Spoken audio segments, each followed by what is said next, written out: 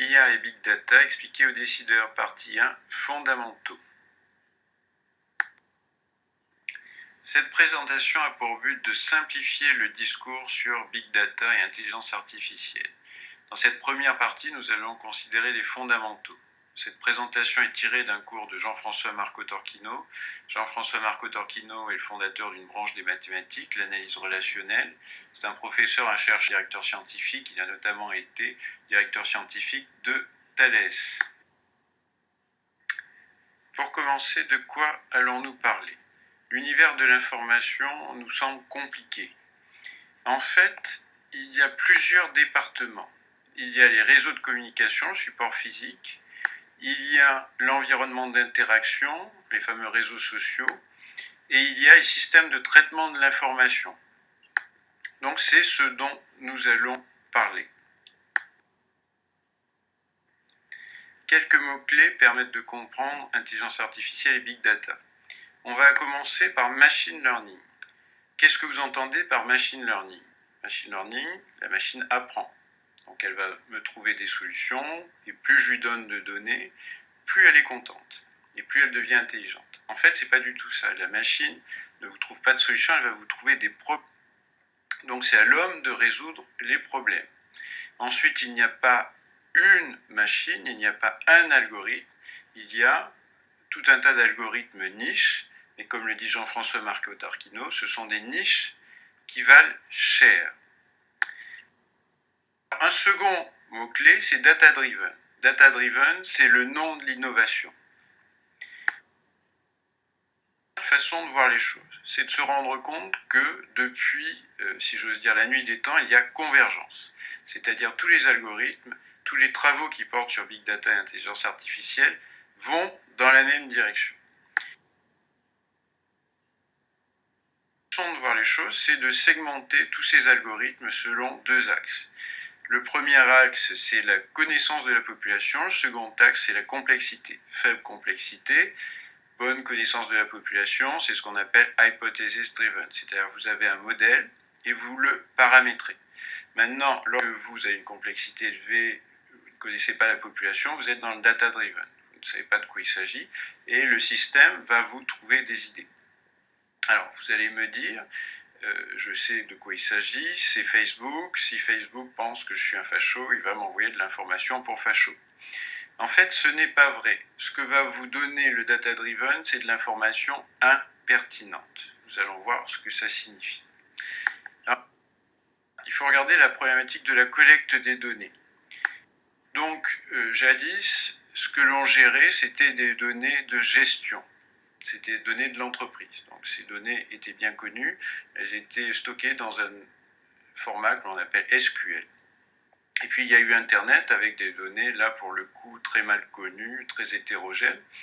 Et Google a inventé un format qu'on appelle NoSQL. Le problème que ça pose, c'est que en passant de SQL à NoSQL, on a perdu la consistance. Qu'est-ce que ça veut dire ? Ça veut dire que lorsque je vais chercher à différents endroits combien de gens ont regardé mes billets et les billets de mon blog, je trouve des résultats différents.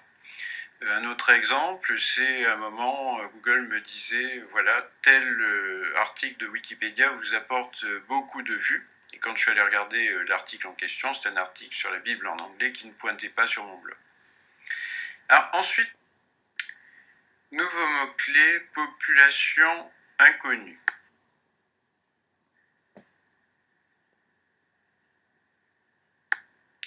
Qu'est-ce que c'est qu'une population inconnue ?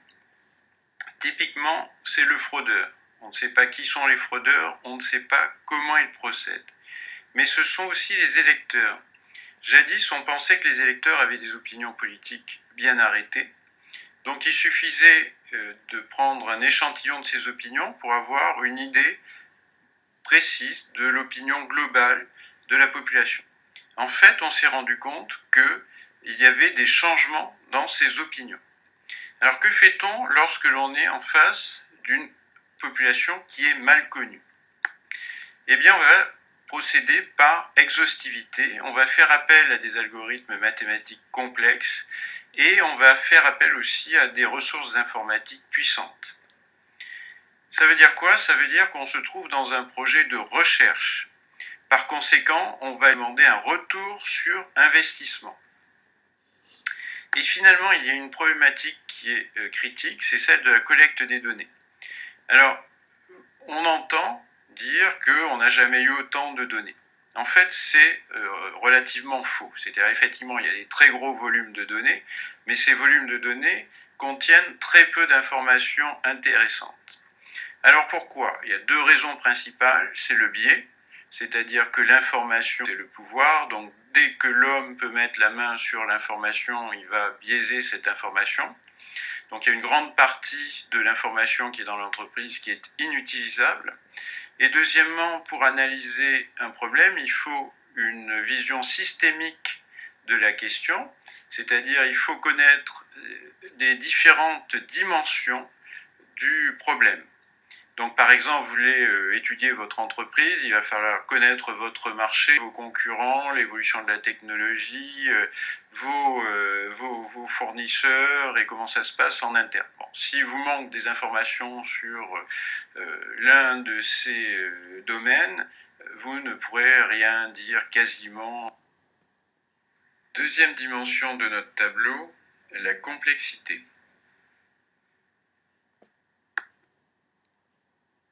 Eh bien, on va prendre un problème qui est a priori trivial, c'est le nombre de partitions de 10 000 objets. 10 000 objets, c'est tout petit. Eh bien, le nombre de partitions de 10 000 objets, donc le nombre de segmentations, c'est 10 à puissance 29 300. Aucun ordinateur ne peut calculer ça, aucun ordinateur ne sera jamais capable de calculer autant de solutions. Ça veut dire que la complexité n'est pas une question de puissance informatique, c'est une question de mathématiques et de bon sens humain. Alors, cela nous permet de regarder de plus près ce que c'est que le vrai Big Data. À gauche, vous avez le pseudo-Big Data qui est en fait l'analyse de données traditionnelle. À droite, vous avez deux types de Big Data. Vous avez les graphes et les données en flux. Alors, à chaque fois, vous avez des applications qui vont être très spécifiques. En haut, vous avez modularisation de graphes, la fameuse e-réputation et ainsi de suite. En bas, vous avez maintenance prédictive, pattern recognition, donc rien à voir.